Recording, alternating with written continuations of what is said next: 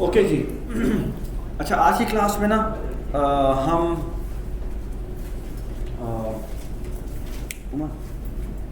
आज की क्लास में ना हम C++ शुरू कर रहे हैं, ठीक है। अच्छा, पिछली क्लास में बच्चों ने पूछा था क्यों। उसकी वजह यह है कि देर आर समथिंग, एक तो मैं चाहता हूँ कि आपको एक नहीं मल्टीपल लैंग्वेज, आपको पता लग जाए कि एक लैंग्वेज से दूसरी लैंग्वेज में शिफ्ट होने में कितनी देर लगती है। इट्स वेरी ईजी, ठीक है। आज भी ही आप ऐसे प्रोग्राम C++ में लिखना शुरू कर देंगे जो कि आपने पाठ्यक्रम में नहीं लिखे होंगे, ठीक है। तो और दूसरी बात यह कि देर आर सम थिंग्स जो कि C++ में करते हुए आपको बड़ी समझ ज़्यादा बेहतर आती है, ठीक है। और पाइथन में करवाते हुए थोड़ा सा ज़्यादा प्रॉब्लम होती है, ठीक है। खैर, जहीं जहाँ भी कहीं मसला हो वहाँ मुझे आप रोक के पूछिएगा, साथ साथ चलेगा। एक्चुअली आफ्टर 2-3 वीक्स, यानी ये क्लास और अगली 2 क्लासें मैं C++ में करवाऊँगा। उसके बाद ऐसा होगा कि we will be shifting in a sense के एक दिन मैं पाइथन में काम करूँगा, आप लोग C++ में असाइनमेंट करेंगे, और मैं C++ में करूँगा और आप लोग पाइथन में करेंगे, ठीक है। तो मज़ेदार काम रहेगा, ठीक है। उससे फ़ायदा ये होगा कि आप लोग कॉपी पेस्ट नहीं करेंगे। अगर आपको वीडियो लेक्चर दिया जाए तो आप लोग वो कॉपी पेस्ट नहीं करेंगे, आपको समझेंगे, समझ के फिर आप उसे रिप्रोड्यूस करेंगे। क्योंकि ये सबसे बड़ा मुझे अपने कोर्स के अंदर एतराज़ बच्चों की तरफ से मिलता है कि सर हम तो वो जो आपने किया होता है हम वही देखते कर देते हैं, और अब आप ऐसा तो नहीं कर सकेंगे, ठीक है। चलें जी, अब आपने करना क्या है। एक तो ये विजुअल स्टूडियो 2022 आपने इंस्टॉल करना है। 2022 विजुअल स्टूडियो 2022 कम्युनिटी एडिशन। अच्छा, इसकी ना आपको वीडियो अपलोड हम कर देंगे, साथ अपलोड कर देंगे, ठीक है। साथ या उमर अपलोड कर देंगे, ठीक है। अच्छा, जब आप चलाएंगे ना तो आपके सामने कुछ इस तरह का एक विंडो आएगा, ठीक है। विजुअल स्टूडियो हो सकता है ये मैक्सिमाइज ना हो, इस तरह की चीज़ आएगी, ठीक है। ये सबको नज़र आ रहा है ना? गुड। आपने क्या करना है, यहाँ पे जाके करना है क्रिएट ए प्रोजेक्ट, ठीक है। यहाँ पे आप क्रिएट ए प्रोजेक्ट करेंगे और यहाँ पे आप लिखेंगे सेलेक्ट करेंगे एम्प्टी प्रोजेक्ट, ठीक है। अच्छा, विजुअल स्टूडियो के अंदर ना आपको बहुत सारी चीज़ें भी साथ साथ नजर आएंगी। हम तो वहाँ पे जब पाइथन में काम करते थे वहाँ पे सिर्फ एक पाइथन फाइल ही मिलती थी। यहाँ पर हमें पे काफ़ी सारी चीज़ें मिलेंगी जो कि आपको मैं भी आपको बताता हूँ, ठीक है। अब आपने सेलेक्ट क्या किया, ऊपर से एम्प्टी प्रोजेक्ट सेलेक्ट किया और आपने नेक्स्ट कर दिया, ठीक है। यहाँ आपने क्या करना है, यहाँ आपने अब ये सेक्शन ए है ना, तो यहाँ पे हम एक नया फोल्डर बना लेते हैं, सेक्शन बी। यस, ओहो, सेक्शन डैश ए, ठीक है। तो ये हमारा फोल्डर है। सो आप काइंडली आप लोग ना एक फोल्डर बना लें अपने CFP का, ठीक है, और सारा काम उसके अंदर। एक्चुअली तो आपको सेमेस्टर 1 का फोल्डर बनाना चाहिए, उसके अंदर आपके जितने भी कोर्सेज हैं उनके अलग अलग फोल्डर होने चाहिए ताकि चीज़ें मैनेज रहें, ठीक है।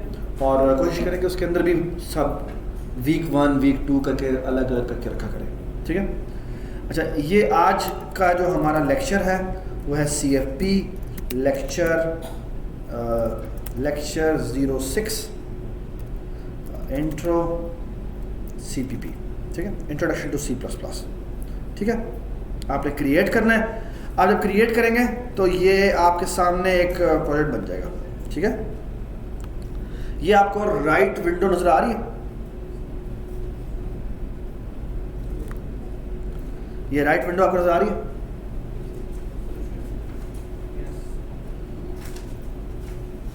ये, ठीक है, ये ना आपका प्रोजेक्ट है। और इस वक्त इस प्रोजेक्ट के अंदर ये देखिए आपको ये 4 सब फोल्डर्स नजर आ रहे हैं, इग्नोर दैम। फिलहाल हम इसमें सिर्फ एक यूज़ करेंगे पूरे कोर्स के अंदर, वो है सोर्स फाइल्स, ठीक है। अभी भी इसके अंदर कुछ भी पढ़ाने वाला नहीं है। आप इस पर जाके इस प्रोजेक्ट के ऊपर जाके राइट क्लिक करेंगे, ऐड पे जाएंगे और यहाँ पे आप न्यू आइटम ऐड करेंगे, ठीक है। और ये इसका बाय डिफ़ॉल्ट एक source.cpp नाम होगा, बेशक इसका नाम आप source.cpp रहने दें, लेकिन जब आप सबमिशन कराने लगेंगे तो ये CPP फाइल आप रीनेम करके अपने नाम से चेंज करके सबमिट कराएंगे। कोशिश कीजिएगा कि उसकी कॉपी बना के उस कॉपी को रीनेम करके आप अपलोड किया कीजिएगा, ठीक है। चलें जी, इसको ऐड कर देते हैं। जब आप ये ऐड करेंगे तो आपको इस तरह से स्क्रीन पर आपको इस तरह ये नजर आएगा। अच्छा, मैं अब ना आपको जो C++ में कुछ लाइनें लिखूंगा जो कि अभी तक आपने एज इट इज़ लिखनी है। कुछ क्लासों बाद आपको पता लगेगा कि मैं ये क्या कह रहा हूँ, ठीक है। यहाँ ना ऊपर आपने लिख देना include IOStream using name space std, ठीक है। यहाँ पे आपने इंट मेन लिखना है और यहाँ आपने रिटर्न 0 लिख देना है, ठीक है। ये जो इंट मेन है, ये बेसिकली क्या है, ये ना ये आपका असल में प्रोग्राम, ठीक है। ये जो ऊपर मैंने इंक्लूड किया ये क्या चीज़ है, ये एक्चुअली मैं आपको एक दफ़ा बता देता हूँ, लेकिन आपको फिर आगे जाकर मज़ीद डिटेल बताऊँगा। ये बेसिकली आप ना C++ के अंदर जो प्रोग्राम लिखते हैं ना, उसमें आपने कोई भी काम करना है जो पहले ही लोगों ने किया हुआ है, तो वो आप अपने प्रोग्राम में इंक्लूड कर सकते हैं इसको। पाइथन में इसको इंक्लूड करने के लिए इंपोर्ट का सिंटैक्स होता है, जो कि हम अगली क्लास में करेंगे। यहाँ पर इंक्लूड होता है, ठीक है। इंक्लूड IOStream का मतलब है कि जब मैंने अपनी कंसोल स्क्रीन जो है उसके ऊपर जब राइटिंग या रीडिंग करनी होती है तो ये वाली फाइल यूज होती है, इसे कहते हैं IOStream, ओके। और ये यूजिंग नेमस्पेस std क्या है, इग्नोर इट। इंट मेन आपका एक्चुअल प्रोग्राम है जिसके अंदर जितनी भी इंस्ट्रक्शंस लिखी जाएंगी जो इस ब्लॉक के अंदर आएंगी। ये जो लाइन नंबर 6 मैंने हाईलाइट किया ना, यहाँ पर आप जो भी लाइन लिखेंगे वो लाइन आपके प्रोग्राम का हिस्सा बनेगी, ठीक है। So far so good. So for example, अच्छा बाय द वे आपको याद है हमने अपने पाइथन के अंदर प्रिंटिंग के लिए कौन सी इंस्ट्रक्शन यूज की थी, प्रिंट थी। यहाँ पर जो यूज होती है इसे कहते हैं cout, ओके। cout का कुछ लोग उसे काउट भी पढ़ते हैं, बट मैंने कभी काउट नहीं पढ़ा, सो मैं इसे cout ही पढ़ता हूँ, ठीक है। आप भी cout ही पढ़िएगा, वरना काउट ना ही पढ़िएगा, ठीक है, ओके। cout। और अच्छा, ये जो आपको लेस देन का मैंने साइन बताया ना, इसका मतलब अभी आपको थोड़ी देर में बताता हूँ क्या है। यहाँ पर आपने एक मैसेज डिस्प्ले करना है, तो मैं कहता हूँ जी हेलो CFP के शाहीनों, ठीक है, ठीक है। और एंड में मैं बेशक /n भी लगा देता हूँ। /n का मतलब क्या है, नई लाइन पे आ जाए, ठीक है। अच्छा, C++ की जो इंस्ट्रक्शंस है ना, अभी मैंने सिर्फ एक इंस्ट्रक्शन लिखी है लाइन नंबर 6 के ऊपर। अच्छा, और ना इसने ना ये यहाँ पे एरर भी दे दिया, ठीक है। ये एरर क्या दे रहा है मैं आपको बताता हूँ। C++ की हर इंस्ट्रक्शन के बाद आपको सेमीकोलन लगाना लाजमी होता है, ठीक है। अदर देन फ्यू इंस्ट्रक्शंस, वो मैं बाद में बताऊँगा। यहाँ पे आपने सेमीकोलन लगा दें, ठीक है। अच्छा, अभी इस प्रोग्राम में सिर्फ एक लाइन नंबर 6 एक इंस्ट्रक्शन है जो क्या करती है, ये जाकर ये आपका कोड है, C++ का कोड है, ठीक है। अब जब हम इसे चलाएंगे बिल्कुल वैसे ही चलाएंगे जैसे हमने अपने पाइथन को कोड को चलाया था, ठीक है। याद है हमने 2 मोड में चलाया था। एक था जब हम रन कर देते थे तो पूरा प्रोग्राम एग्जीक्यूट हो जाता, एक और था डीबग मोड में जिसमें हम इंस्ट्रक्शन बाय इंस्ट्रक्शन चलाते थे। मैं भी आपको दोनों यहाँ भी सिखा देता हूँ, ठीक है। अच्छा, आपने क्या करना है, सो फॉर एग्जांपल अगर आप यहाँ फॉर एग्जांपल मैं डीबग में जाऊँ और यहाँ जाके स्टार्ट विदाउट डिबगिंग करूँ। स्टार्ट विदाउट डिबगिंग इसकी शॉर्टकट की है Ctrl F5। यहाँ आपको नज़र भी आ रहा होगा लिखा हुआ Ctrl F5। Ctrl F5 का मतलब यह है कि आपने अगर डिबगिंग नहीं करनी, पूरा प्रोग्राम अगर कंप्लीट चलाना है तो आप Ctrl F5 दबा दें।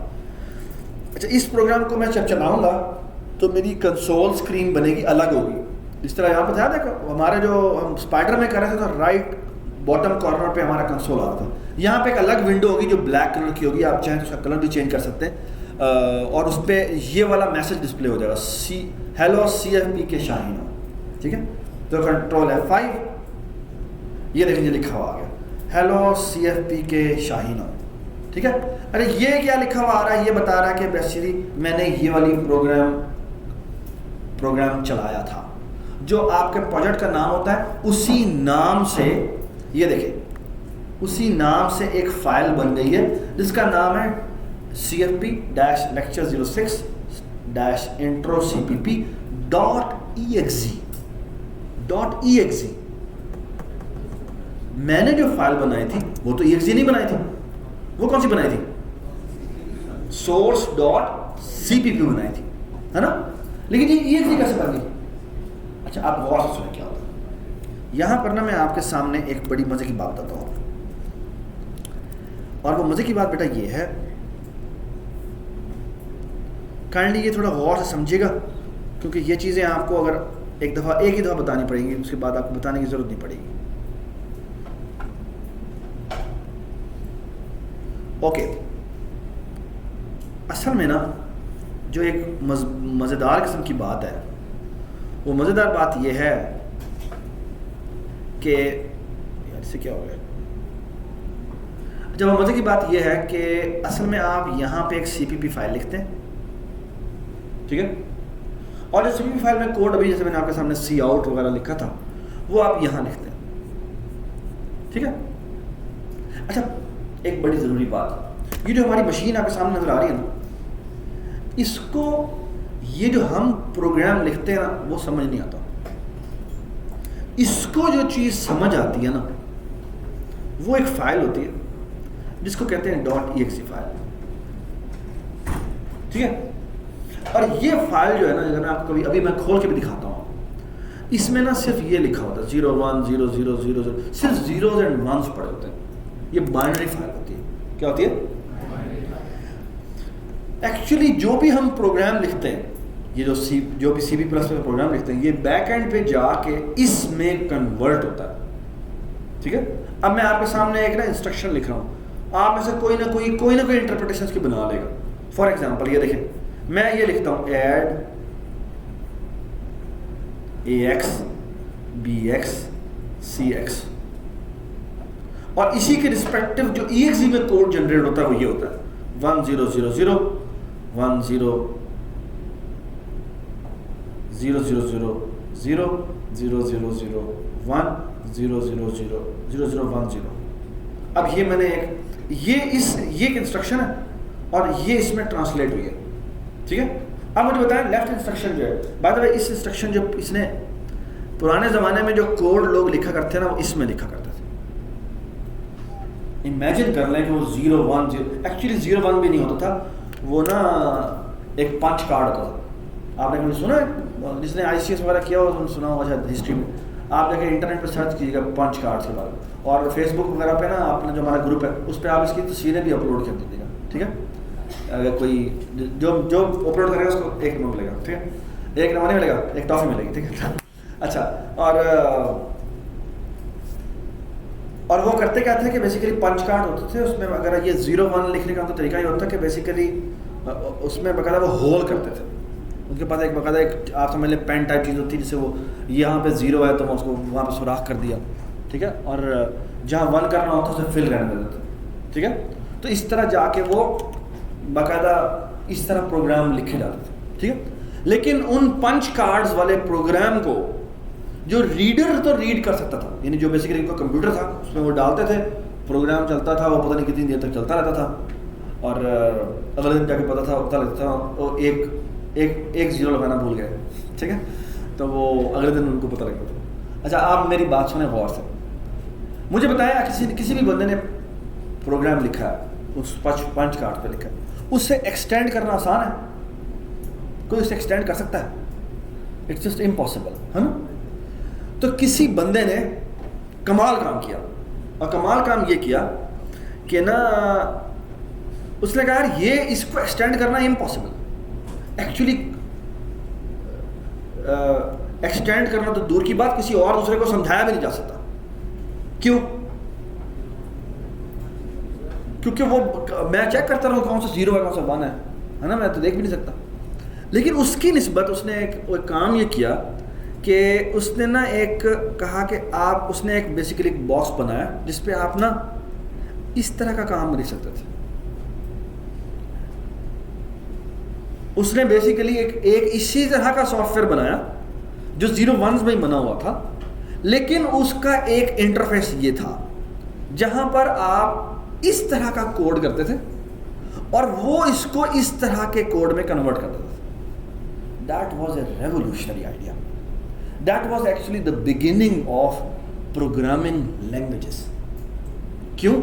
क्योंकि basically this is a much comprehensible comprehendable writing format. ये बात समझ आई? और फिर इसे कहते हैं असेंबली लैंग्वेज। और इस असेंबली लैंग्वेज के ऊपर बिल्ड करते हुए लोगों ने फिर बड़ी कमाल कमाल लैंग्वेजेस बना दी। C++ है, कोबॉल, पाइथन, आपको हज़ारों तो लैंग्वेजेस मिल जाएंगी, मैटलैब, बहुत सारी लैंग्वेजेस हैं जो आपको मिल जाएंगी। एक पूरा एवोल्यूशन है जो शुरू होता है, और वो यानी हंड्रेड्स ऑफ ईयर तक वो यहीं पर बैठे हुए थे और एक ही ज़बान थी। और फिर एकदम ये आइडिया आता है और फिर वो कहते हैं भाई इसके ऊपर भी तो बना सकते हैं, इसके ऊपर भी तो बना सकते हैं। और अब तो ऐसे ऐसे प्रोग्राम कितने लोग हैं आप में से, कितने लोग हैं जिन्होंने स्क्रैच यूज़ किया? स्क्रैच पर किसी ने कोडिंग किया? स्क्रैच भी एक टूल है जिसमें बेसिकली आपके समझ लें कि वो बिल्डिंग ब्लॉक्स होते हैं, वो ब्लॉक्स लगाते हैं, वो भी बेसिकली प्रोग्रामिंग उसमें हो रही होती है। ठीक है, वो शायद आप ICT पढ़ रहे हैं ना? हाँ, ICT वाला कोर्स पढ़े ना? अभी नहीं नहीं, आप ICT का भी कोर्स पढ़े ना? उसमें वो शायद एक दो ट्यूटोरियल लें जिसमें वो स्क्रैच करवाएं। ठीक है, so far so good, everybody understand? तो प्रोग्रामिंग लैंग्वेज इतनी बढ़ गई। ठीक है, but the idea was this. Bye the वे, ये जो कन्वर्जन का तरीका है ना, उसे कंपाइलेशन कहते हैं। ये जो कन्वर्जन करता है उसे कंपाइलर कहते हैं। क्या कहते हैं? कंपाइलर कहते हैं। ठीक है, और ये बहुत कमाल सॉफ्टवेयर है।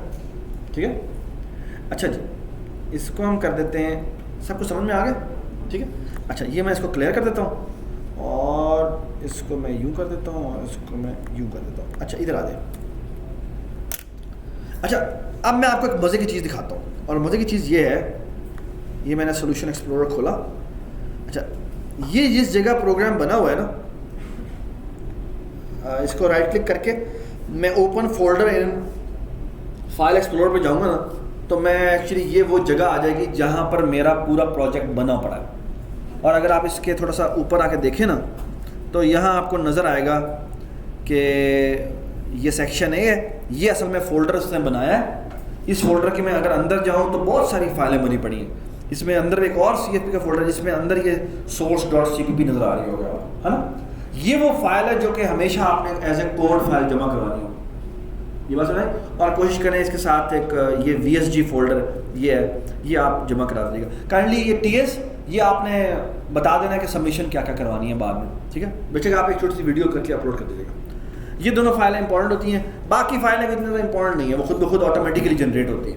ठीक है, तो फॉर एग्जांपल अगर मैं इसके ऊपर जाऊँ तो यहाँ पर ये जो X64 जो आ रहा था, इसके अंदर जाऊँ तो ये आपको फाइल नजर आ रही है। ये एक EXE फाइल है, नजर आ रही है आपको EXE फाइल? मैग्नीफायर अगर मैं ये दिखाऊँ आपको तो ये देखें, ये आपको ये EXE फाइल नजर आई। ठीक है, ये वो फाइल है, ये वो फाइल है जो बेसिकली एक हमारी CPP की उस बाउंड्री में कन्वर्जन है जो किसने की है? Visual Studio ने खुद किया। और Visual Studio में किसने किया? C++ के कंपाइलर ने किया। Visual Studio एक IDE है, IDE का मतलब है इंटीग्रेटेड डेवलपमेंट एनवायरनमेंट, और उसके अंदर आप कंपाइलर्स इंस्टॉल करते हैं। सो फॉर एग्जांपल आप इंस्टॉल करने लगेंगे ना, तो आप C++ का कंपाइलर सेलेक्ट करेंगे और पाइथन का कंपाइलर सेलेक्ट करेंगे। ये सबको समझ में आ गई बात? ठीक है, आपको वीडियो भी अपलोड कर देंगे कि किस तरह से आपने इंस्टॉलेशन करनी है। तो actually IDE is an environment, फिर उसके साथ आप कंपाइलर इंस्टॉल करते हैं, और उसकी वजह से फ़ायदा ये होता है कि आपने C++ में कोड लिखा हुआ है तो वो एग्जीक्यूटेबल फाइल में कन्वर्ट कर देता है। इसी तरह पाइथन वाला जो है वो पाइथन की करस्पॉन्डिंग सब कन्वर्ट कर देता है। ये बात समझ में आ गई बात? ठीक है, अच्छा अब हम, अच्छा बात है, इस EXE फाइल को अगर मैं चलाऊँ, ये देखें, ये देखें, ये मैंने चलाई, ये चली और फौरन ही बंद हो गई। ये देखो चली और बंद हो गई। ये आप ब्लिंक हुआ था? ये मैं अगर इधर दिखाऊं आपको, ये देखें, ये देखें चली और बंद हो गई। हाँ, ये क्या हुआ? चली और बंद क्यों हो गई? असल में मैंने इसमें, अगर आप मुझे बताएं उस कोड में मैंने लिखा क्या था, सिर्फ एक लाइन लिखी थी, और वो क्या थी? हेलो प्रिंट करे और बंद हो जाए। तो हो ये रहा है कि वो इतनी तेज़ी से चली है और चल के बंद हो गई। ये बात सुनाई? तो फॉर एग्जांपल ये मैं अगर कमांड प्रॉम्प्ट में चलाऊँ ना, जाके ये कमांड में ले जाऊँ और यहाँ जाके मैं ड्रैग ड्रॉप कर दूँ और मैं एंटर दबा दूँ, तो ये देखें लिखा हुआ आ रहा है आपको। ठीक है, सो कमांड क्या है, CMD इज हर वो एग्जीक्यूटिबल फाइल को चलाने के लिए आप कमांड प्रॉम्प्ट में जाकर चला सकते हैं, ठीक है। कमांड प्रॉम्प्ट एक तकरीबन आप समझिए OS है, ठीक है। ये सबको समझ में आ गई बात, ठीक है। तो आपसे चलाएं, और लेकिन आपने कभी इस तरह नहीं चलाना था यहाँ तक। अच्छा, एक और जो मैंने ज़रूरी बात बतानी थी वो ये कि असल में जब आप अपना सॉफ्टवेयर बनाकर बेचते हैं तो CPP फाइल नहीं देते, क्या देते हैं, एग्जीक्यूटिबल फाइल देते, ठीक है। तो जब आप अपने प्रोग्राम को लॉन्च करते हैं तो लॉन्च करने के बाद जो असल में उनको अपने क्लाइंट को देते हैं तो ये वाली फाइल देते हैं, ठीक है। सबको समझ में आ गई बात, ठीक है, ओके। लेकिन आप देखेंगे कि उसके अंदर बाय द वे अगर मैंने इसको रोकना हो तो उसका एक तरीका होता है, यहाँ पे आप _getch लिख दें और यहाँ पे आके आप include कोनायो ऐड कर दें, और अब अगर आप इसे चलाएंगे तो ये नीचे वाला मैसेज नहीं आएगा, फिर आप एंटर दबाएंगे तो फिर ये आएगा, ठीक है। अब अगर मैं इसी एग्जीक्यूटिबल फाइल को चलाऊंगा तो अब मैं इसको डायरेक्टली चला सकता हूँ। ये देख रहे हैं क्या हुआ, गेच भी एक इंस्ट्रक्शन है जो कि एक दफ़ा उसको रोक देती है कि आप प्रेस करेंगे तभी मैं टर्मिनेट करूँगा, ठीक है। तो आप चाहें तो ये भी कर सकते हैं, ठीक है। तो ठीक है, ऑल राइट, आप चाहें तो ये गेच यहाँ भी लिख सकते हैं, ठीक है। सही, रिटर्न 0 की जगह पे यहाँ पर लिख दें तो वो खुद ब खुद एक पॉज क्रिएट कर देगा, ठीक है, सही है। तो ये यहाँ जाके आपने पॉज किया, प्रोग्राम टर्मिनेट हो गया, ठीक है। अच्छा, so far so good, everybody is with me, ठीक है। अच्छा जी, अगर आप कहीं पर यहाँ पे देखें, यहाँ पे सेमीकोलन लगाना भूल जाए तो वो आपको यहाँ पे एरर दे रहा है। क्या एरर दे रहा है देख रहे हैं आप, कह रहा है एक्सपेक्टेड ए सेमीकोलन, ठीक है। आमतौर पे होगा ये कि जो एरर बताएगा ना वो एक लाइन बाद में बताएगा, क्यों, क्योंकि वो कहेगा इससे पहले एक दफ़ा सेमीकोलन आना चाहिए, ठीक है। और मज़े की बात, जो पाइथन है ना वो बड़ी इंडेंटेड लैंग्वेज है। इंडेंटेड का मतलब क्या है, बड़ा स्ट्रक्चर में आप नहीं लिखेंगे कोड तो वो कहेगा भाई एरर है। C++ आपको अनस्ट्रक्चर अलाउ करता है, यानी फॉर एग्जांपल सेमीकोलन मैंने यहाँ लिखना था, उसकी जगह अगर मैं सेमीकोलन यहाँ लिख दूँ तो वो कहेगा हाँ ठीक है, कोई मसला नहीं, ठीक है। लेकिन आपने ऐसा नहीं लिखना, ठीक है, आपने सेमीकोलन यहीं जाके लिखना है, ठीक है। अगर आप मल्टीपल दफा सेमीकोलन डाल दें तो भी फर्क नहीं पड़ता। एक्चुअली मल्टीपल दफा सेमीकोलन डालने का मतलब पता क्या है, मतलब ये है इसका कि एक इंस्ट्रक्शन तो ये थी, एक इंस्ट्रक्शन ये है, और एक इंस्ट्रक्शन और ये है, और एक इंस्ट्रक्शन और ये, और उसके अंदर कोई इंस्ट्रक्शन नहीं है। ये बात समझ, it's an empty instruction, does it make sense, ठीक है। तो एक दफा सेमीकोलन लगाना जरूरी है, ठीक है। आप मल्टीपल दफा लगाना लगा लें लेकिन वो जरूरत नहीं है इसको, ठीक है। So far so good, everybody is with me, ठीक है। चलें, अब ऐसा करते हैं, एक प्रोग्राम लिखते हैं। याद है हमने वो टेबल प्रिंटिंग वाला प्रोग्राम लिखा था, वो आप चाहें तो यहाँ भी लिख सकते हैं। कैसे, ये देखिए जी। अच्छा, पाइथन में जब हमने एक टेबल का वेरिएबल बनाया तो कैसे बनाया था, हमने लिखा था टेबल, है ना, टेबल इज इक्वल टू, हमने इनपुट करवा ली थी जो भी हमने नाम रखा था। C++ में आप ऐसे नहीं कर सकते। C++ में पहले आपको वेरिएबल बनाना पड़ेगा और बताना पड़ेगा कि ये वेरिएबल किस टाइप का है। और C++ में बहुत सारी टाइप्स हैं। फॉर एग्जांपल अगर आपने एक इंटीजर बनाना हो तो आप लिखेंगे इंट और यहाँ लिखेंगे फॉर एग्जांपल टेबल, ठीक है। फिलहाल टेबल नहीं लिखते, इसका नाम n कर देते हैं। और फॉर एग्जांपल मैं जाके कहता हूँ cout एंटर ए नंबर, ठीक है, सही है। अगर मैंने इसको रिसीव करना है, ठीक है, बल्कि ऐसा करते हैं ना, हाँ, अगर मैंने इसको रिसीव करना है तो cout is a way to display on console and cin is a way to read from console, okay. अगर मैं यहाँ पे cin करूंगा तो उसके नतीजे में क्या होगा, ये कंसोल से रीड करके लाएगा और इस एन में ले आएगा। ओके, अच्छा ये आपको ना यहां पे नजर आ रहा होगा, ये चीज और ये चीज, एक पे लेस देन लगा हुआ है और एक पे ग्रेटर देन लगा हुआ है, ठीक है। ये डायरेक्शन बड़ी इंपॉर्टेंट है और it actually tells you some meaningful information. असल में जो इसकी कहानी है वो बड़ी सिंपल और सादा सी है, और वो ये है, गौर से देखें क्या मैं कह रहा हूं, और वो ये है कि बेसिकली ये आपकी कंसोल है और ये आपकी एग्जीक्यूटेबल फाइल है। कौन सी फाइल है? एग्जीक्यूटेबल फाइल में इंस्ट्रक्शन होती है और आपको कहती है चलो कंसोल पे जाके राइट करो, ठीक है। और अगर कंसोल से कुछ लेना होता है तो again executable file instruction show कहती है कंसोल से रीड करके लाओ। ओके, अभी मैं आपको दिखाता हूं क्या होगा। एक्चुअली कंसोल और आपका प्रोग्राम अटैच होते हैं बाय पाइप, ठीक है। एक को कहते हैं इनपुट, एक को कहते हैं आउटपुट स्ट्रीम पाइप और एक को कहते हैं इनपुट स्ट्रीम पाइप। अच्छा एक और सुने, इसको मैं कह रहा हूं आउटपुट और इस वाले को मैं कह रहा हूं इनपुट। ओके, जो आउटपुट स्ट्रीम है इसकी जो डायरेक्शन होती है वो इस तरफ होती है। क्या मतलब? प्रोग्राम की तरफ से इंस्ट्रक्शन आएगी कि ये जाके कंसोल पर राइट कर दो, ये बात समझ आई।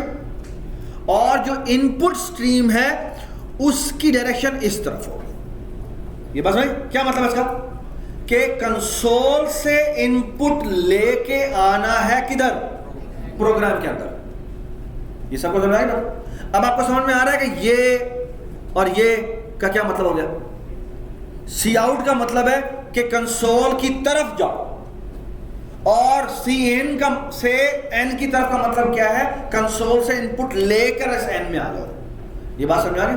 ठीक है, ये एक इंपॉर्टेंट चीज है जो आपको पता होनी चाहिए। सो far so good, everybody understand. मैं आपको भी दिखाता भी हूं और यहां आ गए, ये देखिए।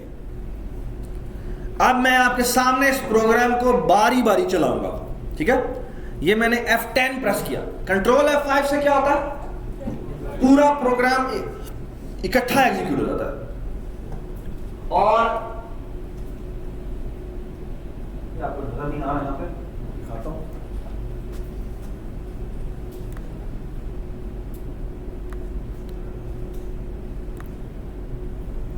अब नजर आ रहा है? एरो नजर आ रहा है आपको लाइन नंबर 6 पे, ठीक है। अच्छा ये देखें, ये आपको ये नजर आ रहा है आपको, ये यहाँ पे ये क्या लिखा हुआ है? ये यहाँ पे ना लोकल्स नजर आ रहे हैं आपको। ये ना इसे कहते हैं वॉचेस। याद है आपको वो टॉप कॉर्नर पे वॉचेस नजर आ रही थी, स्पाइडर में नजर नहीं आ रही थी जिसमें सारे वेरिएबल्स आ रहे थे। ये इस तरह यहाँ पे भी वेरिएबल आ रहे थे। अच्छा अभी तक ना, क्योंकि लाइन नंबर 7 एग्जीक्यूट नहीं हुई तो वो कह रहा है मैंने अभी तक ये एन को नहीं बनाया। तो मैं देखिए, मैं F10 में आया, जैसे ही मैंने ये लाइन नंबर 7 एग्जीक्यूट की तो आप देख सकते हैं एन बन गया। और इस एन में वैल्यू क्या पड़ी हुई है बताओ ना मुझे एक दफा। एन में क्या वैल्यू पड़ी हुई है? ये -8589934, ये तो हमने लिखा ही नहीं इसके अंदर। इसे कहते हैं गार्बेज वैल्यू। गार्बेज का मतलब है कचरा, ठीक है। हुआ ये है कि आपके प्रोग्राम पता नहीं रैम में कहाँ लोड हुआ था, जहां पर भी लोड हुआ था वहां पर बेसिकली फिर उसको जगह मिलती, कहता है मुझे 4 बाइट चाहिए। जो आपका इंटीजर होता है वो 4 बाइट का होता है, ठीक है। बाइट वगैरह क्या होता है वो थोड़ी देर बाद बात करेंगे इसके बाद, ठीक है। बट ये कि आपको स्पेस चाहिए, वो कहता है स्पेस ये ले लो। लेकिन जो पुरानी वैल्यू वहां पड़ी होती है वही उसके अंदर नजर आती है, वो ये नजर आ रही है। ये बात समझ, इसे गार्बेज वैल्यू कहते हैं, ठीक है। तो हम यहां आ गए, तो अभी तक गार्बेज है। मैंने ये F10 प्रेस किया, यहां पर देखते आए, मैंने F10 प्रेस किया, इस लाइन नंबर 8 एग्जीक्यूट हो गई है। 8 एग्जीक्यूट हो गई होगी तो कंसोल पर क्या आ गया होगा? Enter a number. ये देखें, ये देखें जी, एंटर ए नंबर लिखा हुआ आ गया, ठीक है। अच्छा अभी तक वो लेकिन इनपुट नहीं लेगा मुझसे, क्यों नहीं लेगा? क्योंकि मैंने अगली लाइन एग्जीक्यूट नहीं की। जैसे ही मैं लाइन नंबर 9 एग्जीक्यूट करूंगा, मैं F10 प्रेस करूंगा, मुझे कंट्रोल खुद ब खुद वो किधर ले जाएगा? कंसोल पे ले जाएगा। ये देखिए मैंने F10 प्रेस किया और ये खुद ब खुद ने कंसोल खोल दी, ठीक है। और इसने कहा मुझे इनपुट दो, और हमने यहां जाके लिखा फॉर एग्जांपल 100, हमने एंटर दबाया। अब देखें खुद ब खुद मुझे कंट्रोल वापस वो इधर ले गया। अब अगर मैं इधर जाके देखूं तो आप देख सकते हैं इस एन में क्या आ गया, इस एन में 100 आ गया। ये बात सुना? आप चाहें तो आप ये इसके साथ जो भी काम करना चाहें कर सकते हैं। तो हमने एक्चुअली क्या चीज पढ़ लिया? हमने सी इन और सी आउट दो इंस्ट्रक्शन पढ़ ली। सी इन का मतलब है, सी आउट का मतलब है कंसोल पे जाके राइट करो। सी इन का मतलब क्या है? कंसोल से रीड करके आओ और हमारे वेरिएबल में लोड करो। ये सबको समझ में आ गई बात? इस तरह आप चाहें तो फ्लोट्स भी रीड कर सकते हैं, इंटीजर्स भी रीड कर सकते हैं, जो जो रीड करना चाहे कर सकते हैं, ठीक है। चलें जी, हम एक प्रोग्राम लिख रहे हैं और प्रोग्राम लिखते हैं वही टेबल प्रिंटिंग वाला, ठीक है। और अब आपको कुछ चीज़ें जो कि हमने वहाँ पर भी की थी वो यहाँ पर भी कर लेते हैं, वो थोड़ी सी बिल्कुल सेम ही है। और फॉर एग्जांपल अगर मैंने वो टेबल वाला प्रोग्राम करना हो तो मैं यहाँ पे एन की जगह टेबल लिख देता हूँ, ठीक है। सो टेबल बताएं मुझे, हम टेबल इनपुट करवा लेते हैं, ठीक है, और यहाँ टेबल प्रिंट करते हैं। तो जिस तरह वहाँ पर हमने किस तरह प्रिंट किया था बताएं मुझे, वाइल लूप लगाया था। तो i इज इक्वल टू 1 अगर मैं कहूँगा तो ये मुझे एरर दे देगा। क्यों एरर देगा? क्योंकि पाइथन में ऑटोमेटिक टाइप कन्वर्जन होती है। यहाँ पर आपको बताना पड़ेगा कि मैंने कौन सा वेरिएबल बनाया, ठीक है। तो मैंने int टाइप बनाया। यहाँ आए, यहाँ आके मैंने लिखा while i is less than और इक्वल टू क्या, यहाँ पे लेट से मैं 10 कह देता हूँ, ठीक है। और इसका सिंटेक्स ऐसा होता है, वहाँ पर याद है कॉलन लगा के हम एंटर कर देते थे, यहाँ पर आपको ब्लॉक लगाना पड़ता है, ठीक है। यहाँ पर आपको ब्लॉक लगाना पड़ता है और जिन जिन स्टेटमेंट के साथ ब्लॉक आता है उनके साथ एंड में सेमीकोलन नहीं आता। ये बात याद रखें, क्योंकि अगर आपने गलती से यहां सेमीकोलन लगा दिया, इसका मतलब पता क्या है? आपका वाइल लूप खत्म। ये समझ में आई सबको क्या बात हुई है? इसका मतलब है आपने असल में वाइल लूप खत्म हो गया आपका। ये जो आपने नीचे ब्लॉक बनाया ये एक अलग ब्लॉक है, क्योंकि ब्लॉक आप कहीं भी लगा सकते हैं, ठीक है। अगर आपने बहुत सारी इंस्ट्रक्शन एक वाइल के साथ अटैच करनी हो तो आप यहाँ पे सेमीकोलन नहीं डालेंगे और आप कहेंगे चले जी ये इस ब्लॉक के अंदर जितनी भी स्टेटमेंट्स आनी है वो वाइल का हिस्सा है, ठीक है। तो मैं यहाँ पे लिखता हूँ जी सी आउट जी टेबल, हाँ जी बताएं, क्रॉस आई इक्वल टू क्या लिखेंगे? टेबल मल्टीप्लाई बाय आई। इस प्रोग्राम को मैं चलाता हूं, do not forget one thing, क्या? आई प्लस इक्वल टू 1 है ना, सेमीकोलन लगाना है आपने, ठीक है। अच्छा, कंट्रोल F5 दबाया और मैंने लिखा यहां पे 10, लेट्स से 17 जी। क्या मसला है? सारी की सारी एक लाइन में है। इसका मतलब क्या है कि हमारी जो वहां की प्रिंट, हमारा जो वहां का प्रिंट था वो कैसे चलता था?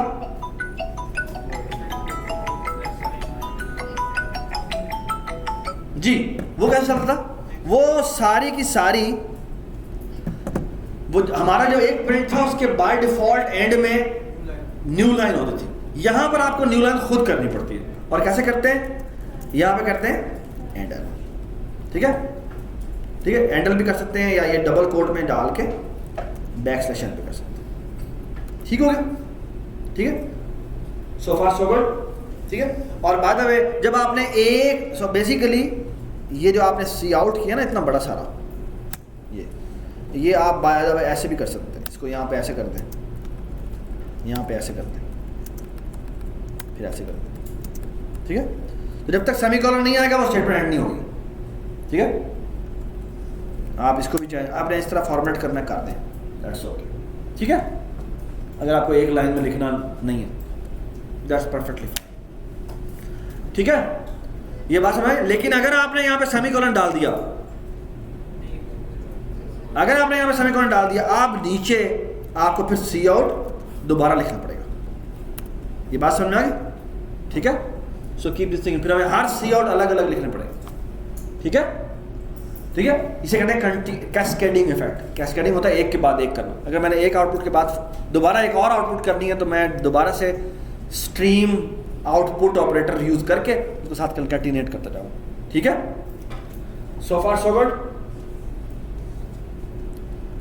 ये आप करेंगे तो आपको थोड़ी सी उसकी आदत पड़ेगी। ठीक है, तो हमने टेबल प्रिंटिंग वाला कोड लिख लिया।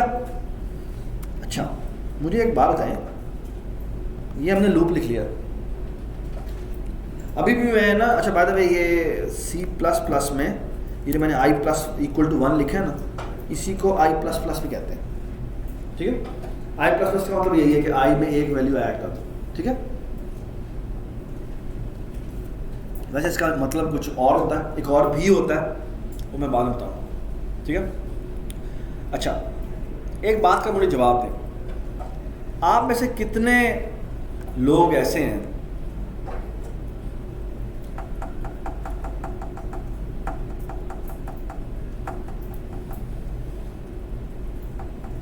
बल्कि मैं भी ये नहीं करता। ठीक है, सो फार सो गुड, इससे समझ में आ गई बात। ठीक है, चलिए जी, इसको हम कर देते हैं मेन नंबर 1 और हम आगे चलते हैं। मैं एक और मेन लिखता हूँ, इंट मेन, यहाँ पे रिटर्न 0 की जगह पर अंडरस्कोर गेच कर देता हूँ। ठीक है, ताकि ये मुझे वो फ़ौरन ही प्रोग्राम, वो आखिरी वो जो है ना मैंने फलानी एग्जीक्यूटेबल फाइल चलाई, वो नज़र ना आए। ठीक है, अच्छा जी, अब मुझे एक बात बताएं, और वो बात ये बताएं कि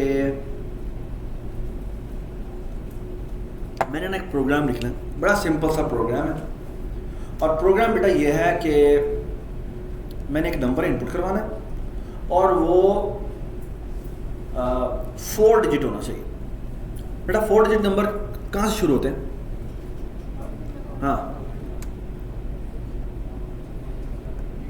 हाँ जी बताएं। 9 से शुरू होते हैं। 11 कितना डिजिट नंबर है? 2 डिजिट। 101 कितना डिजिट नंबर है? 3 डिजिट नंबर। 100 3 digit number. तो 4 डिजिट नंबर कहाँ से शुरू होते हैं? खामोश हो जाओ। 1000 से शुरू होते हैं। ठीक है, अच्छा कहाँ पे खत्म होते हैं? 99 पे। 999 1000 से शुरू होते हैं, 999 पे खत्म होते हैं।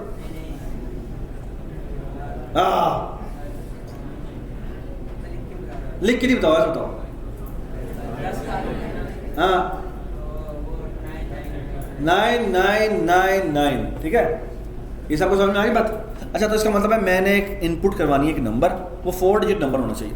तो मैंने प्रिंट करवाना है, तो सी out ji enter a 4 digit number. ठीक है, ठीक है, तो सेमीकोलन लगाएगा। हमने इनपुट करवानी है, तो यहाँ पे मैं एक इंटीजर n ले लेता हूँ। ठीक है, n इज अ नंबर। सही है, और सवाल पता क्या ओए, सवाल ये है कि एक n नंबर इनपुट करवाना है जो 4 डिजिट का होना चाहिए, ना 4 से कम होना चाहिए ना 4 से ज़्यादा होना चाहिए। ठीक है, और मैंने उसके डिजिट्स को सम करना है, यानी कि मैंने सीन करवाया n, इसको लिख देते हैं। फॉर एग्जाम्पल उसने एंटर किया 983। हाँ जी, इसका सम कितना है? बाकी यार ज़्यादा बड़ा हो गया, ऐसे करते हैं 1212 कर देते हैं। हाँ, इसका सम कितना है? इसके डिजिट्स का सम कितना है? 6। ठीक है, ये सबको समझ में आ गई बात? सबको समझ में आ गई बात? ठीक है, सर प्रोग्राम लिखना है जो कि बताए कि जो मैंने नंबर इनपुट किया उसके डिजिट्स का सम किसके बराबर है। ठीक है, अब मैंने जब इनपुट करवाऊंगा वो तो पूरा का पूरा नंबर होगा, है ना? अब मैं उसके डिजिट्स को कैसे फिगर आउट करूँ, उसके डिजिट्स कौन से हैं? अच्छा, मैं आपको एक बड़ी मजे की बात बताता हूँ। इससे पहले कि हम आगे चलें, मुझे एक बात बताएं। मुझे ना, मैं आपसे कोई बचपन की यादें ताज़ा करता हूँ आपकी, और वो ये है, ऐसा करते हैं, इसको ना थोड़ा चेंज कर लेते हैं। ये 1 2 3 1 2 4 3 कर देते हैं। ठीक है, 1243। ठीक है, 43 वटेवर 43 जी, अंग्रेज लोग बैठे हुए यहाँ पे। अच्छा चलें जी, मैं आपसे एक सवाल करता हूँ, और सवाल ये, बेटा आपका नाम क्या है? हाँ जी, नहीं अहमद, अहमद बेटा बताएं। मैं ये 1243 है ना, 43 है। अगर मैं इस नंबर को 10 से डिवाइड करूं तो कोशेंट क्या आएगा और रिमाइंडर क्या आएगा, ये बताएं। चलो यार, ये ज़्यादा बड़ा नंबर हो गया, इसको छोटा कर लेते हैं। अगर मेरा 9 8 है और इसको मैं 10 से डिवाइड करूं तो क्वेश्चन बताओ कितना आता है? ओए चुप, हाँ बताएं, अहमद बताएं। 9 9 दिन 10 कितना हो गया? 90। रिमाइंडर कितना आया? 8 आ गया। सही है। अच्छा आप मुझे ऊपर वाला बताओ।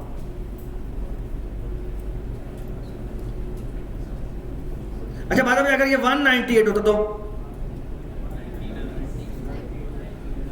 तो क्या होता? तो 10 19 द 190 होता और मेरा 8 रिमाइंडर आया था। ये बात समझ आती है? आती है। अच्छा ये देखो 3 डिजिट नंबर को देखो क्या हुआ है। जब मैं 10 से डिवाइड करता हूं तो ये है इसका कोशेंट और ये है इसका रिमाइंडर, है ना? तो ये मजेदार चीज नहीं हो गई?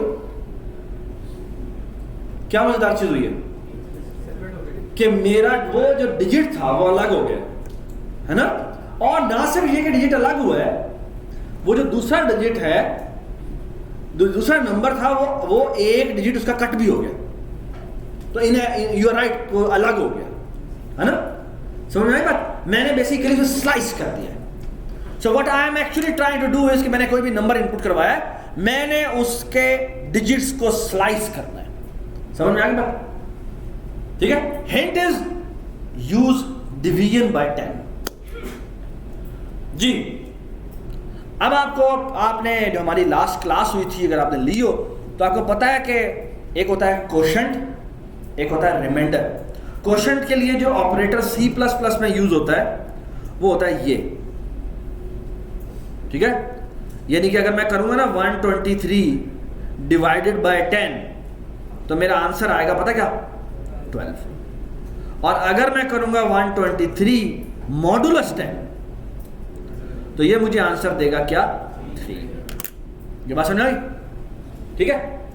तो आप गौर से मेरी बात सुने, मैं क्या करने लगा हूं। हम क्या करते हैं, यहां पर बनाते हैं D1 D2 D3 and D4। Okay. अच्छा आप देखें ऊपर वाले में और इसमें फर्क क्या है?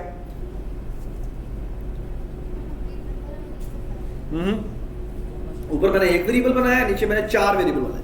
अगर आपने मल्टीपल वेरिएबल्स एक ही टाइप के बनाने हो तो आप सिर्फ कॉमा कॉमा कॉमा लगाएं और वेरिएबल बना दें।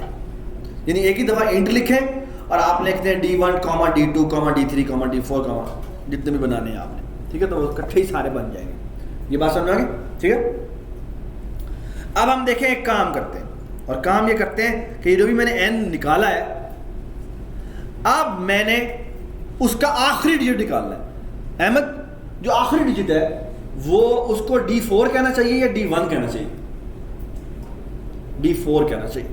Do you all agree? क्योंकि वो डिजिट नंबर 4 है। तो हम करते क्या है, D4 को क्या करें तो हमारे पास D4 आ जाएगा। खामोश, अहमद बताओ। एंड डिवाइड बाय 10 कर दूं, डिवाइड बाय 10 कर दूं। अगर डिवाइड बाय 10 करूंगा तो वो तो मेरा आ जाएगा 1243 की जगह 124 आ जाएगा। मॉडुलस कर देते हैं, शाबाश। अगर मैं मॉडुलस करूंगा तो क्या होगा? मेरे पास D4 में क्या आ जाएगा? 3 आ जाएगा। ये बात समझ आ गई?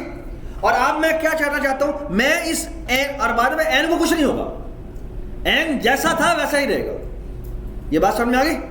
यानी n को कुछ नहीं हुआ, अब n को भी मैंने चेंज करना है तो मुझे लिखना पड़ेगा n is equal to n divided by 10। अब क्या होगा, क्योंकि हमने डिवाइड किया तो डिवाइड करने से बाद में C++ के अंदर जब आप इंटीजर को इंटीजर से डिवाइड करते हैं तो आंसर फ्रैक्शन में नहीं आता। जब आपने पाइथन में करते थे तो फ्रैक्शन में आंसर आता था, और अगर आपको इंटीजर में आंसर चाहिए होता था तो हम 2 दफा डिवीजन कर देते थे। ऐसे ही किया था ना आप लोगों ने, ठीक है। तो जब एक दफ़ा आप डिवीजन यहाँ पे लिखते हैं तो यार ये ऑटोमेटिकली आंसर आपका इंटीजर भी आता है, तो आंसर आपका क्या आएगा 124 आ जाएगा। ओके, आप क्या करें, फिर वही करें, बस D3 कर दें आप, है ना। तो क्या करें, n मॉडुलस 10 और n is equal to n divided by 10। Okay, आप क्या करें, D2 is equal to n mod 10 और n is equal to n divided by 10। फिर लिखेंगे D1 is equal to n g mod 10 और यहां लिख दें n is equal to n divide by 10 है। ये कर दें, ये कर दें, ये कर दें, ये कर दें, क्यों, क्या मसला हुआ। जब एक डिजिट बच गया है तो अब अगर मैं एक डिजिट को 10 से डिवाइड करूंगा तो मुझे कोई बताए ना मुझे पहले। अगर मैं फॉर एग्जांपल ये देखें, अगर मैं ये करता हूं, बेटा आपका नाम क्या है, नरवीन बेटा मुझे ये बताएं कि अगर मैं 5 को 10 से डिवाइड करूं तो मुझे बताएं क्वोशंट क्या आता है और रिमाइंडर क्या आता है। क्वोशंट 0 तो 10 0 10 0 और रिमाइंडर क्या आएगा 5। ये आपके मिड में एक सवाल आएगा, बता रहा हूं, ठीक है। तो परेशान होने की जरूरत नहीं है, ठीक आंसर आएगा। क्यों, क्योंकि जब आप n मॉड 10 निकालेंगे और n में 1 पड़ा हुआ है तो मेरा आंसर 1 ही आएगा। ये सबको समझ में आ गई बात, ठीक है। और आखिर में n की वैल्यू क्या हो जाएगी, 0 हो जाएगी, ठीक है। अच्छा, अभी मैं आपके सामने ये चला के दिखाता हूं, इसको मैंने छोटा करता हूं और अभी मैं आपको चला के दिखाता हूं। क्या बात आ गया, ओके जी, ये देखिए। तो मैंने F10 प्रेस किया, F10 इसने कहा जी कितने डिजिट नंबर एंटर करें, मैंने कहा 1 2 3 4, ठीक है, और मैंने एंटर दबा दिया।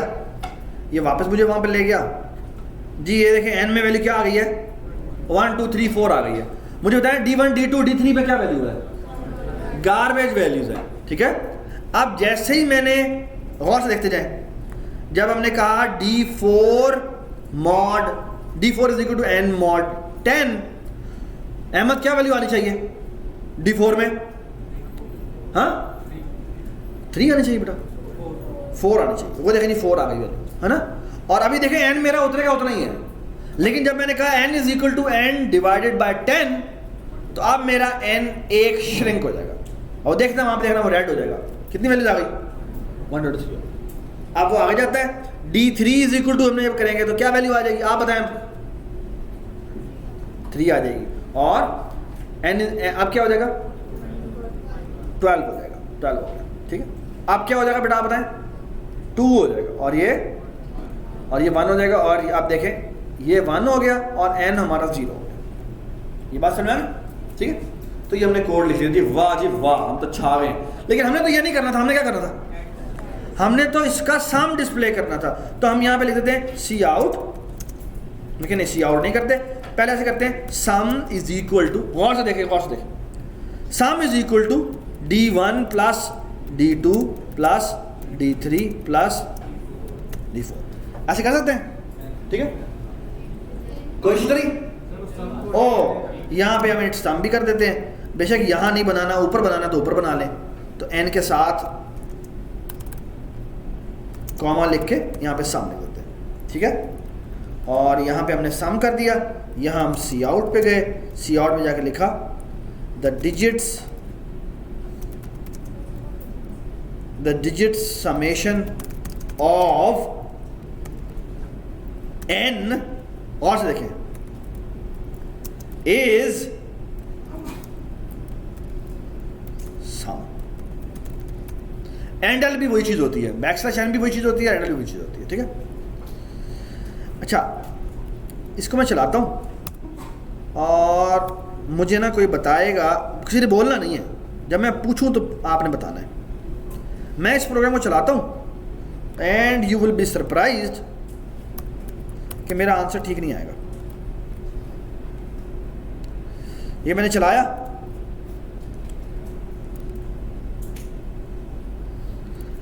जी अगर मैं करता हूँ 1 1 2 3 4, जी क्या आंसर आना चाहिए इसका? डिजिट सम क्या आना चाहिए? 10 आना चाहिए ना। आंसर 10 आएगा, लेकिन जो मैंने मैसेज डिस्प्ले किया ना वो गलत आएगा। ये देखें क्या लिखा हुआ है, the digit summation of 0 is 10। What's the problem? मसला ये है कि वो n हमारा जाया हो चुका है, ठीक है, क्योंकि हमने उसी में चेंजेस कर दिए। क्या करें, हम एक काम कर लेते हैं, एक ऐसे कर लेते हैं, स्टोर बना लेते हैं, एक स्टोर का वेरिएबल बना लेते हैं। जैसे ही इनपुट करवाते हैं उसके बाद हम स्टोर में जाके n रख देते हैं, ठीक है, सही है। और फिर हम क्या करते हैं, जब हम डिस्प्ले करवाने के बाद दोबारा से n is equal to store कर लेते हैं, ठीक है। ये आप लोगों ने कैलकुलेटर में कभी स्टोर यूज़ किया? वो मेमोरी होता है m का बटन, वो आप कीजिएगा, वो यही होता है। उसमें एक रिकॉल होता है, स्टोर होता है, m प्लस भी होता है।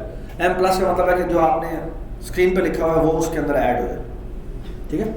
तब आप चलाएंगे, सो 1 2 3 4, now you can see that, ठीक है। सो फार सो गुड, सही है। अच्छा जी, ये तो मैंने काम कर लिया। मुझे भी एक बात बताएं बेटा, आपका नाम क्या? नरवीन। और तुम्हारा नाम क्या है? आपका नाम क्या है? मोइज। मोइज जी आप मुझे बताएं, ये ना मैंने 4 वेरिएबल बनाए। अगर मैंने 4 वेरिएबल नहीं बनाने, मैं 4 वेरिएबल के बगैर काम करना चाहता हूं, यानी ये जो मैंने 4 वेरिएबल बनाए ना, ये मैं नहीं कर सकता। आप कैसे कर सकता हूं?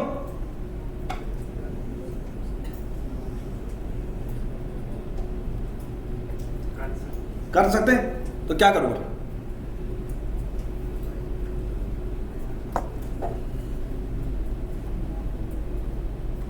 जी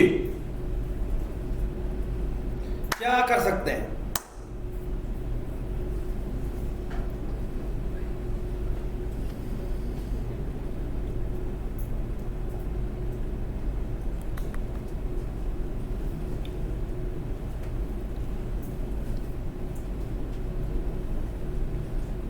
अब बात है ये line number 13, line number 19, line number 22 और लाइन नंबर, हाँ ये जो लाइन नंबर 22, इन सारों पे एरर आ गए। क्यों एरर आ गया? क्योंकि आप ये D3 D4 एग्जिस्ट नहीं करते, है ना। तो क्या करें? क्या मैं ये काम कर सकता हूं कि वो जो सम का वेरिएबल है, सुनो यार तुमसे बात कर रहा हूं, नाम क्या तुम्हारा? मोइज। क्या हम कुछ इस तरह काम कर सकते हैं कि सम में जैसे जैसे डिजिट्स बनते जाएं, अलग होते जाएं, साथ साथ उसमें एक्यूमुलेट कर सकते हैं? कैसे करेंगे एक्यूमुलेट? हम सम को इक्वल टू 0 करते हैं, ठीक है। आप किसी वेरिएबल को बनाते हुए भी असाइन कर सकते हैं कि उसके अंदर वैल्यू ये पड़ी हो। जैसे मैंने अभी सम को इक्वल टू 0 असाइन किया है, ठीक है। इस तरह अगर आप n को शुरू में 0 असाइन कर जाते हैं, 0 असाइन कर दें, और अगर स्टोर को 0 असाइन करना चाहते हैं, 0 असाइन कर दें, ठीक है। तो मैंने 3 वेरिएबल बना दिए ऊपर और उनको वैल्यूज भी असाइन कर दी, और नीचे मैंने उसके अंदर n में इनपुट करवा लिया। और आप देखें, इसकी जगह मैं क्या करता हूँ, अगर मैं कर दूँ सम प्लस इक्वल टू दिस, इसका मतलब क्या है? सम में पहले 0 पड़ा हुआ था, उसमें प्लस इक्वल टू कर दो ये वाला डिजिट, तो आखिरी डिजिट इसके अंदर ऐड हो जाएगा, है ना। ये बात सबको समझ आ गई? अच्छा, अब क्या यही काम मैं आगे कर सकता हूं? है ना, क्या यही काम मैं आगे कर सकता हूं? है ना, क्या यही काम मैं इधर भी कर सकता हूं? और अब मुझे इसकी जरूरत है नहीं, है ना। Does it make sense? है ना। वाह जी वाह, कमाल हो गया, है ना। इसका मतलब मैंने अपनी स्पेस बचा ली है ना। एक और फायदा भी हो गया,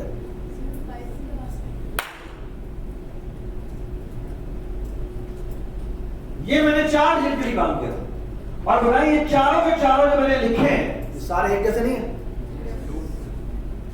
सो can we convert it into loop? Yes, ये बात समझ में आ गई? हमने एक्चुअली वो पार्ट निकाल लिया है जो कि रिपीटिशन में होना है। Does it make sense? That's exactly will going to do.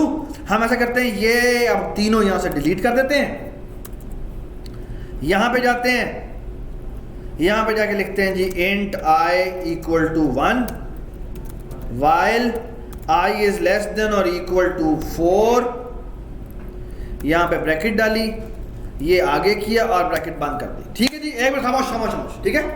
तो ठीक हो गया ये। अब हम चलाते हैं इसको और इसको चलना चाहिए। मैंने 4 डिजिट एंटर किए, 1 2 3 4। ये तो मसला हो गया, ये तो मसला हो गया यार। क्या नहीं गड़बड़ किया? ओह, I प्लस इक्वल टू 1 नहीं किया, है ना? आप ऐसे कितने लोग हैं जो पाइथन में कोडिंग करते हुए ये वाली इंस्ट्रक्शन भूलें? हाथ खड़ा करें, हाथ खड़ा करें, हाथ खड़ा करें, हाथ खड़ा करें, हाथ खड़ा करें, सारे लोग हाथ खड़ा करें। जो लोग, जिन लोगों का कभी भी ये भूले, कभी भी नहीं, तुम कभी भी नहीं भूले, तुम कभी भी नहीं भूले ये इंस्ट्रक्शन, है? हमेशा याद रहती है तुम्हें, है? हाथ खड़ा करें, हाथ खड़ा करें। और लेकिन अब वो हाथ खड़ा करें जिनकी कोई कभी भी नहीं भूले, तुम्हें हमेशा याद रहती है। बड़े तेज हो तुम, हैं? आदत हो गई। नहीं, पहले जब आदत नहीं थी तब सर, तब फॉर लूप तो नेक्स्ट, ये कहां से आ गया? हाँ बताओ। नहीं, वाइल लूप में कभी भूले हो इस तरह करके? तो हाथ खड़ा करो ना। मैंने सवाल है किया, कभी भी तुमने कभी नहीं भूली? कभी भी नहीं? बड़ी तेज है जी। अच्छा, मैं भी जी भूलता रहता हूँ, ठीक है? और इसीलिए जिन्होंने ये प्रोग्रामिंग लैंग्वेज बनाई थी ना, वो जब तंग आ गए ना, यार ये तो भूल जाते होते हैं, उन्होंने ना एक और इंस्ट्रक्शन बना दी, और वो इंस्ट्रक्शन थी फॉर लूप। और वो लूप क्या करता है? वो एग्जैक्टली यही है, बट ये जो उसने 3 काम, ये देखे ना, यहाँ पर I प्लस इक्वल टू 1 हो रहा है।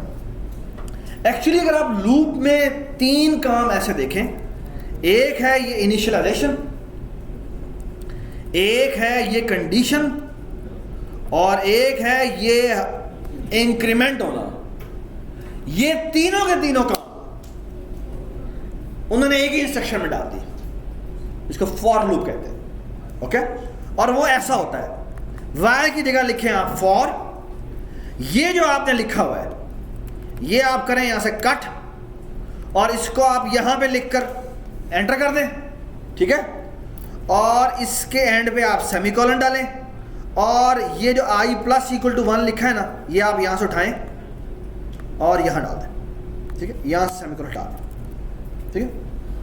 That's called for loop, okay? अच्छा, फॉर लूप चलता कैसे है? अब और सुन लें, ये वाली लाइन सिर्फ पहली दफा चलती है, बिल्कुल वैसे ही जैसे वाइल लूप के ऊपर हुआ करती थी। तो आप यही समझेंगे ये वाइल लूप के, ये फॉर लूप के ऊपर लिखी हुई है, लेकिन ये फॉर लूप के अंदर है, कहलाती है। क्यों? क्योंकि इस लूप के बाद I एक्सेसिबल नहीं होता, ठीक है? I आप यहाँ पे कहेंगे ना सी आउट I करो, तो वो कहेगा मुझे नहीं पता I क्या है। I क्योंकि इस ब्लॉक में बना है, इस ब्लॉक में डिस्ट्रॉय हो जाएगा। C++ के अंदर जो ब्लॉक्स होते हैं ना, वो जब पाइथन में क्या होता है, जब आप एक दफा पहली दफा वेरिएबल को एक्सेस करते हैं, वो उसी वक्त बना देता है और वो फिर डिस्ट्रॉय नहीं होता, है ना? अनलेस कि आप जाके उसको वॉचेस में से डिलीट करें। यहां पर ऐसा नहीं होता। जिस ब्लॉक में कोई वेरिएबल बनता है, जैसे ही वो ब्लॉक खत्म होता है, डिस्ट्रॉय। सो पाइथन C++ के अंदर ये जो I इस लूप के अंदर बना है, ये इस लूप के बाहर एक्सेसिबल नहीं होगा। यानी देखो ना, अगर मैं यहां पे लिखूं जाके सी आउट I, तो वो कह देगा जी ये एरर है, कहेगा I का तो मुझे पता ही नहीं है कि I क्या चीज है। I is an undeclared identifier, I is an undefined variable. ये बात समझ आई? ठीक है? तो ये डिक्लेरेशन सिर्फ पहली दफा होती है। ये है कंडीशनिंग, ये हमेशा चेक होती है। और ये है I प्लस इक्वल टू 1। इसका ये ना हर एक दफा जब लूप चल के आता है, सबसे पहले ये एग्जीक्यूट करता है, ठीक है? बिल्कुल वैसे ही जैसे वाइल लूप जब पूरा एग्जीक्यूट हो जाता था, तो उसके एंड में इंक्रीमेंट होता था। ये भी पूरा फॉर लूप एक दफा एग्जीक्यूट हो जाता है, उसके बाद आके इंक्रीमेंट करता है, उसके बाद आके ये दोबारा से कंडीशन चेक होती है और फिर क्या होता है, ये अगर कंडीशन ट्रू होती है तो ये लूप के अंदर आता है। ये सबको समझ आ गई बात? सो ये गौर से मैं पाथ बना रहा हूं आपके सामने। सो पाथ ये है, ये सबसे पहले चलता है, ये सेकंड नंबर पे चलता है, फिर ये अंदर आता है, ये तीसरे नंबर पे चलाता है और फिर क्या होता है, फिर ये वापस आता है यहां पर और ये चौथे नंबर पे चलाता है और फिर क्या होता है, फिर पांचवें नंबर पे ये कंडीशन दोबारा चेक होती है और छठे पे ये बॉडी उसकी दोबारा चलती है।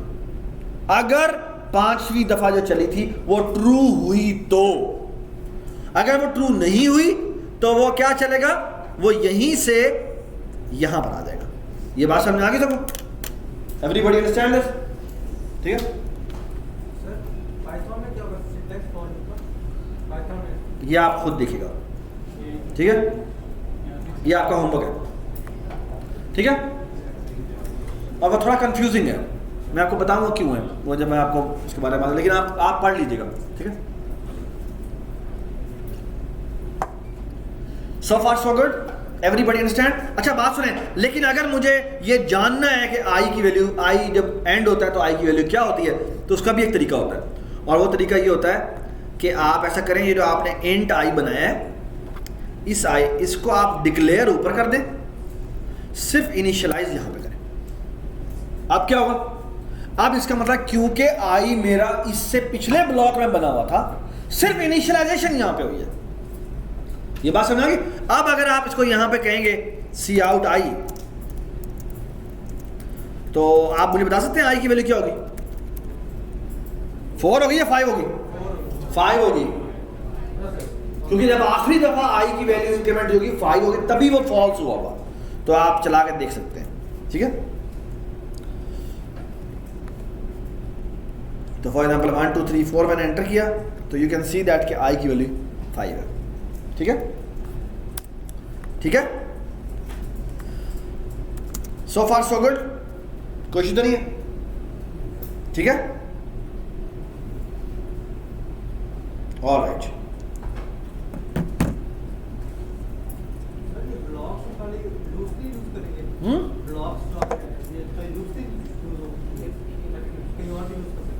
ब्लॉक्स आप कहीं भी यूज कर सकते हैं। ब्लॉक्स यूजुअली आप, अच्छा यार एक और मैं एक चीज बताने की बताऊं तो, ब्लॉक्स इफ के साथ लगता है, इफ एल्स के साथ लगता है, वाइल के साथ लगता है, फॉर के साथ लगता है, ठीक है? अच्छा अभी आपके सामने मैं और भी हैं, वैसे ट्राई कैश भी हैं, वो बात की बात है, वो इस कोर्स में नहीं आएंगे। अच्छा ये देखो, ये जो मैंने सवाल बनाया उसमें ना मैंने 4 डिजिट नंबर एंटर करने को कहा है, ठीक है? व्हाट इफ कि वो ये कर दें। अच्छा पहले तो मेरा सवाल ये है कि अगर मैंने इसको 6 डिजिट में कन्वर्ट करना हो तो क्या करूं बेटा, आप बताएं, बल्कि आप बताएं जो कभी मिस नहीं करता। हैं सर नहीं हूं मैं, इसकी जगह हम 6 कर देंगे, ठीक है? आई इज लेस देन और इक्वल टू 6 कर देंगे, ठीक है? तो कंट्रोल F5 और यहां क्या हो जाएगा 1 2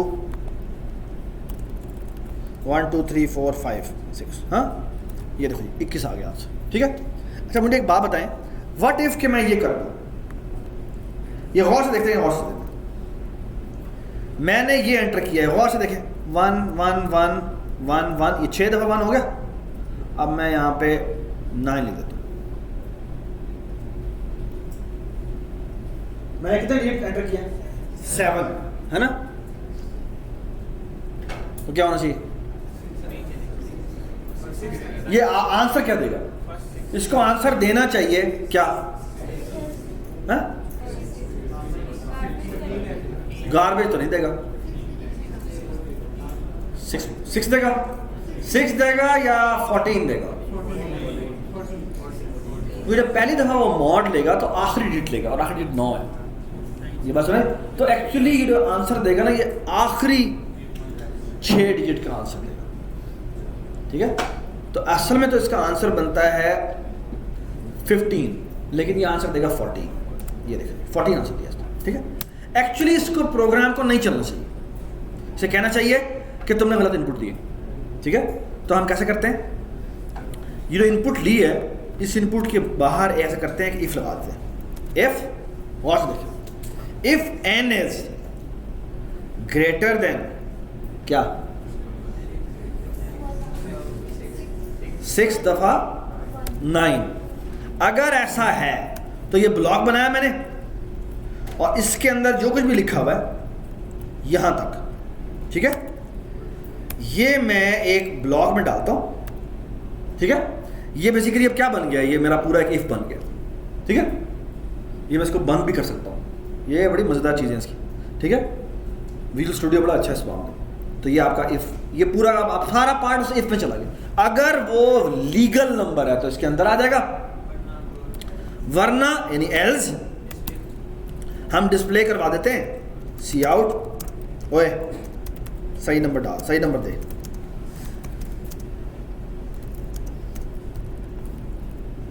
ठीक है।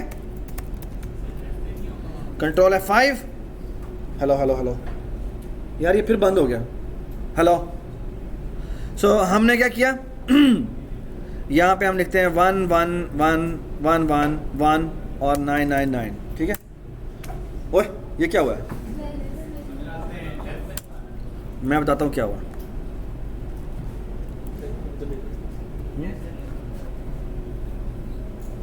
Hello hello hello hello hello, ये देखें 1 1 1 1 1 1 और 9। अब तो कह रहा, ओए if n is oh less than, sorry मगर लेस देन और इक्वल टू आना चाहिए था, यू राइट, यहाँ पे लेस देन और इक्वल टू आना चाहिए था, ठीक है। तो हमने किया 1 1 1 1 1 1 1 9, ठीक है। ये बात समझ आ गई, ठीक है। अच्छा आप गौर से सुने मेरी बात, अगर क्या नाम है तुम्हारा, तुम्हारा नाम क्या है, हाँ, अगर मैं 1 2 3 एंटर कर दूं, कहा तो उसने 6 डिजिट है, लेकिन अगर मैं 1 2 3 एंटर करूं तो क्या गार्बेज आ जाएगी, गार्बेज आ जाएगी ना, है ना। आप बताएं, 6 आ जाएगा, तो उसने तो 6 दफा नहीं चलाना उसको, है ना। तो वो फिर क्या चलाएगा आगे, जब वो 0 हो जाएगा तो क्या चलाएगा, तो +0 करता जाएगा, उससे फर्क नहीं पड़ता, तो हमारा आंसर सही आएगा। वाह जी वाह, ठीक है। Does it make sense. Actually तो इसको 7 के लिए भी चलना चाहिए, है ना, 7 के लिए काम करते हैं। वाह जी वाह, ये क्या हुआ है, जब तक n 0 नहीं होता तब तक इसे चला दो। तो इसका मतलब है कि फॉर लूप के अंदर ऐसा भी हो सकता है, कंडीशन हम किसी और चीज की लगाएं। ये बात सुना रही, वेरिएबल हमने कोई और बनाया, इंक्रीमेंट हम उसी को कर रहे हैं, किसी और को कर रहे हैं, और जो हमने कंडीशन लगाई है वो किसी और वेरिएबल पर लगाई है, ऐसे भी हो सकता है। हेलो, आप ये देखें जी, अब मैं जितना बड़ा मर्जी नंबर दे दूं, 1 2 3 4 5 1 2 3 4 5, ये देख, ओए क्या मसला भला। तो अब हमें एक्चुअली ये लिमिट हटा देनी चाहिए। ये देखें, मैं सिर्फ ये लिखता हूं, ठीक है। अब बाद में ये करेंगे तो क्या हो जाएगा, ये मैंने एम ही ब्लॉक डाल दिया, ब्लॉक जो है मैं कहीं पर भी डाल सकता हूं, ठीक है। लेकिन ऑफ कोर्स अब ये एरर हो जाएगा, क्यों, क्योंकि ये अब उसका एल्स नहीं है, ठीक है, ठीक है।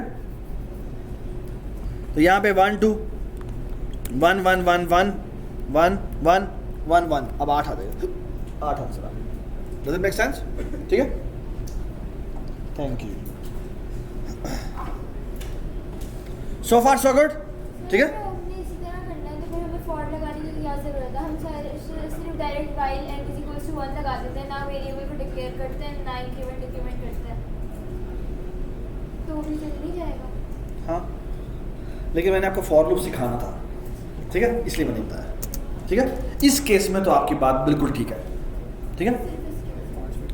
हाँ, एक्चुअली अगली क्लास है 12:45 सो फार सो गुड, ठीक है। अच्छा अब ना ये हमने कर लिया। अच्छा अब ना ऐसा करते हैं, इसका नाम रखते हैं मेन, ये वो मेन 1 था, इसका नाम मेन 2 रख देते हैं। वैसे तो हमने इसके अंदर अच्छी खासी चेंजेस किए हैं। इंट मेन, अच्छा अब मैंने एक प्रोग्राम लिखना चाह रहा हूँ जो नंबर यूजर्स इनपुट करवाए और उसके बारे में बताए कि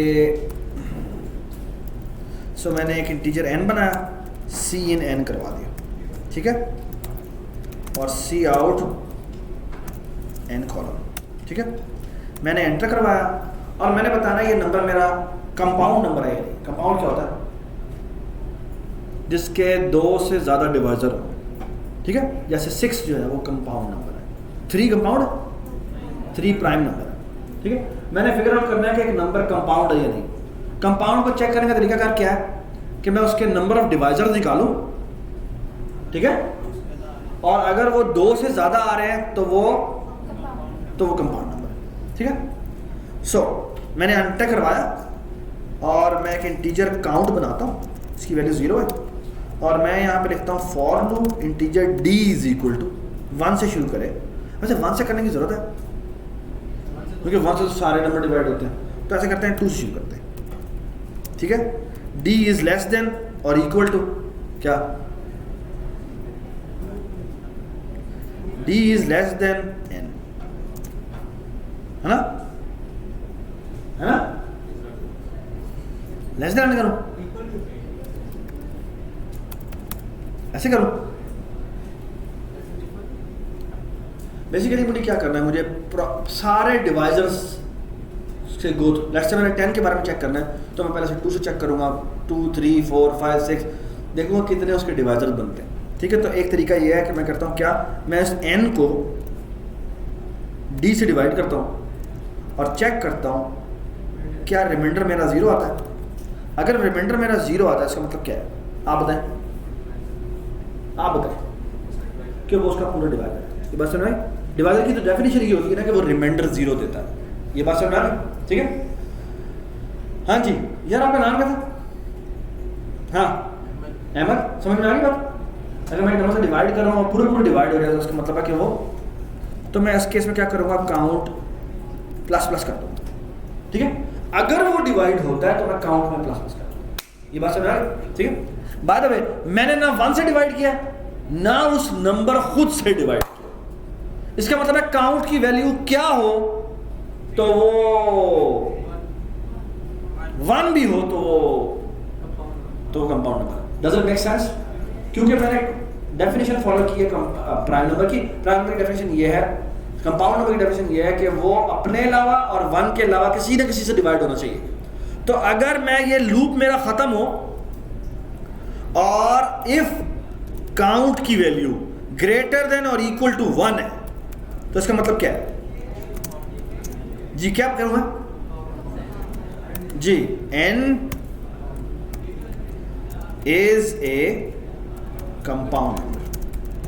ये बात समझ में, ठीक है जी।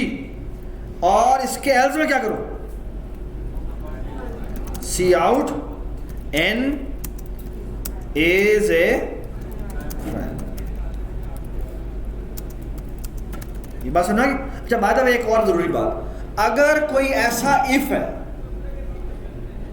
अगर कोई ऐसा इफ है या ऐसा एल्स है या ऐसा वाइल लूप है या ऐसा फॉर लूप है, एक मिनट, जिसमें एक ही इंस्ट्रक्शन है, तो आप ऐसा करें, ब्लॉक ना लगाएं। ये बात सुनाए, ठीक है। लगाने की जरूरत नहीं है, अगर आप लगा लें तो कोई ऐसी बात नहीं, डेंजर नहीं है आप, ठीक है।